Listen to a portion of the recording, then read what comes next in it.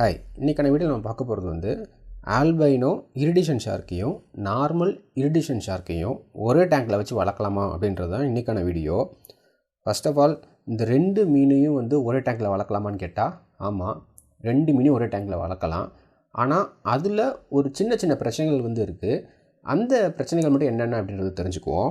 First இந்த ரெண்டு மீனுமே வந்து வேறு மீனான்னு கேட்டிங்கன்னா கண்டிப்பாக கிடையாது.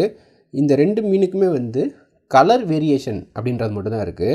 இந்த கலர் வேரியேஷன் அப்படின்றது வந்து எதனால் ஏற்படுது அப்படின்னா, இந்த வெள்ளை கலரில் இருக்குல்ல ஆல்பினோ வெரைட்டி, அதுக்கு வந்து மெலனின் அப்படின்ற ஒரு கெமிக்கல் அதோடைய உடம்புல வந்து உருவாகாததுனால அந்த மீன் வந்து ஃபுல் அண்ட் ஃபுல்லாக வெள்ளையாக இருக்குது.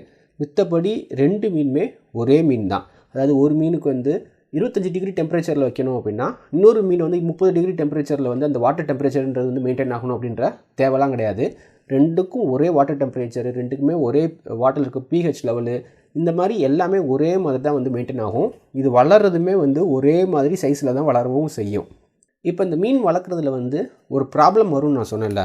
என்னென்னா, இந்த ரெண்டு மீனையும் ஒரே டேங்கில் வளர்க்கலாம், ஆனால் டேங்கோட சைஸ் அப்படின்றது வந்து ரொம்ப ரொம்ப முக்கியம். இது நான் பழைய வீடியோவில் பேசியிருப்பேன். இப்போ இந்த மீன் நீங்கள் வளர்க்குறீங்க அப்படின்னா முக்கியமாக இந்த மீனோட சைஸுன்றது வந்து 3லேருந்து 4 அடி வரைக்கும் கூட அதோடைய லென்த்துன்றது வந்து போகும். 3லேருந்து 4 அடின்றது வந்து நல்ல பெரிய சைஸ் மீன் அது. ஸோ இதெல்லாம் வந்து நம்ம கிணத்துலையோ இல்லை ஏதோ ஒரு பெரிய ஒரு குளம் குட்டையில் வளர்க்கக்கூடிய ஒரு மீன். இதை கொண்டு வந்து நம்ம டேங்கில் வச்சு வளர்க்குறோம் அப்படின்னா அந்த மீனால் வளர முடியாது அப்படின்றத நீங்கள் எல்லாம் தெளிவாக தெரிஞ்சுக்கணும். இப்போ இந்த மீனுக்கு வந்து போதுமான அளவு ஸ்பேஸ் இல்லைன்னு வச்சுக்கோங்களேன், இந்த மீனுக்கு வந்து நிறையா உடல் பிரச்சனைகள் அப்படின்றது வந்து வரும். அதனால் இந்த மீனை எப்பயுமே நல்லா ஸ்பேஷியஸான ஒரு இடத்துல வச்சு வளர்க்குறதுன்றது வந்து ரொம்ப ரொம்ப முக்கியம்.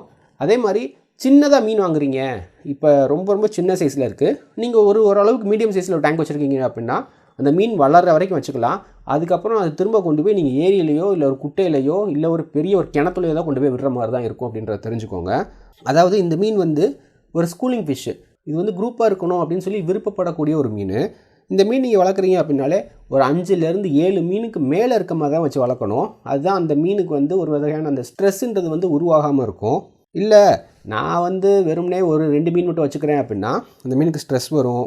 அந்த மீன் வந்து ஸ்விம் பண்ணுறப்ப பயந்து போய் ரொம்ப வேகமாக ஸ்விம் பண்ணி டேங்கோடைய ஒவ்வொரு முனையிலையும் வந்து மோதிக்கும். அதனால அதோட மூக்கு பகுதி வந்து பயங்கரமாக காயப்படும். அதோட கண் வந்து மெயினாக வந்து பாதிக்கப்பட்டு அதோடைய கண் பார்வையை பறி போகிற அளவுக்கு அந்த பாதிப்புன்றது வந்து இருக்கும். இப்போ இந்த மீனை வந்து டேங்கில் வச்சுக்கிறதுல இன்னொரு பிரச்சனை என்ன அப்படின்னா, அது ரொம்ப வேகமாக நீந்தக்கூடிய ஒரு மீன், ரொம்ப சீக்கிரம் பயப்படக்கூடிய ஒரு மீன். இப்படி பயப்படக்கூடிய ஒரு மீனை நீங்கள் ஒரு டேங்கில் வச்சுருக்கீங்க, சும்மா டேங்கை 2 தடவை நீங்கள் தட்டுனீங்கன்னு வச்சுக்கோங்களேன், ஓடி போய் டக்குன்னு முட்டிடும். இப்படி முட்டுறதுனால அந்த மீனுக்கு ஏற்படக்கூடிய அந்த பாதிப்புன்றது வந்து அதிகமாக இருக்குன்றதை தெரிஞ்சுக்கோங்க. அதே மாதிரி இந்த மீன் வந்து ரொம்ப அதிகப்படியான வேஸ்ட் ப்ரொடியூஸ் பண்ணக்கூடிய ஒரு மீன். நம்ம பல பேர் வந்து என்ன நினைப்போம்னா, கோல்டு ஃபிஷ் தான் வந்து அதிகமாக வேஸ்ட் ப்ரொடியூஸ் பண்ணும், கொய் ஃபிஷ் வந்து அதிகமான வேஸ்ட் ப்ரொடியூஸ் பண்ணும் அப்படின்ற மாதிரி நம்ம நினைப்போம். ஆனால் அதே அளவுக்கு இந்த மீனுமே வந்து வேஸ்ட்டுன்றது ப்ரொடியூஸ் பண்ணும். ஸோ இந்த மீன் வந்து நல்லா சாப்பிடக்கூடிய ஒரு மீன், நல்லா வேஸ்ட் ப்ரொடியூஸ் பண்ணக்கூடிய ஒரு மீன். ஸோ இந்த மீன் வளர்க்குறீங்க அப்படின்னா சின்ன மீனை வாங்கி ஓரளவுக்கு பெரிய சைஸில் இருக்கக்கூடிய டேங்கில் வச்சு நல்ல ஃபுட் ஃபீடிங் நீங்கள் கொடுத்து நல்ல ஒரு ஆக்சிஜன் பம்ப் போட்டுருந்தீங்கன்னு வச்சுக்கோங்களேன், ஒரு சில வருஷங்களுக்கு இந்த மீன் வந்து நீங்கள் வளர்க்க முடியும். அதுக்கப்புறம் இந்த மீன் வளர்த்ததுக்கப்புறமேட்டு நீங்கள் கொண்டு போய் ஏரியிலையோ குளத்துலையோ விடக்கூடிய ஒரு சூழ்நிலை தான் ஏற்படும் அப்படின்றத தெரிஞ்சுக்கோங்க.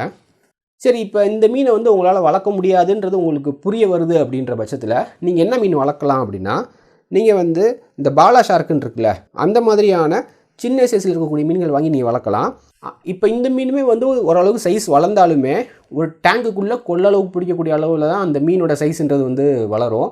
அதே மாதிரி டெட்ரா, பார்பு, கௌராமி இந்த மாதிரியான மீன்களுமே நீங்கள் வந்து வளர்க்கலாம். ஸோ இரிடிஷன் ஷார்க்கை பொறுத்த அளவுக்கு வளர்க்கக்கூடாது அப்படின்றது கிடையாது. நீங்கள் ஓரளவுக்கு சைஸான டேங்க் வாங்கி சின்ன மீனை வளர்த்து அதுக்கப்புறம் கொண்டு போய் ஆற்றுல விட முடியும் அப்படின்ற பட்சத்தில் நீங்கள் வாங்கி வளர்க்கலாம். இல்லை உங்கள்கிட்டே ஒரு ஏரி இருக்குது, ஒரு குட்டை இருக்குது அப்படின்னா அதில் கூட நீங்கள் வாங்கி வளர்த்து விடலாம். ஸோ இந்த ஷார்க்கை பற்றின ஒரு முழு சீரீஸே நான் வந்து ஒரு 5லேருந்து 7 வீடியோஸ் வரைக்கும் நான் வந்து மேக் பண்ணியிருக்கேன்.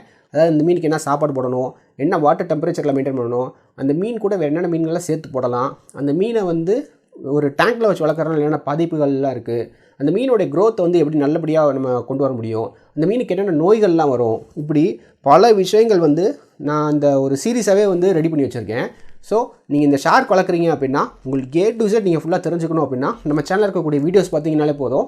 கண்டிப்பாக ஒரு ஃபிஷ்ஷை வாங்கி பேசிக்காக ஒன்றுமே தெரியாதவங்க கூட ஒரு அளவுக்கு ஒரு நாலேஜபிளாக நம்ம வந்து அந்த இன்ஃபர்மேஷன்றது வந்து உங்களுக்கு கிடைக்கிறதுனால ஃபிஷ் வந்து சாகாத அளவுக்கு உங்களால் வளர்க்க முடியும் அப்படின்றத வந்து நான் சொல்கிறேன்.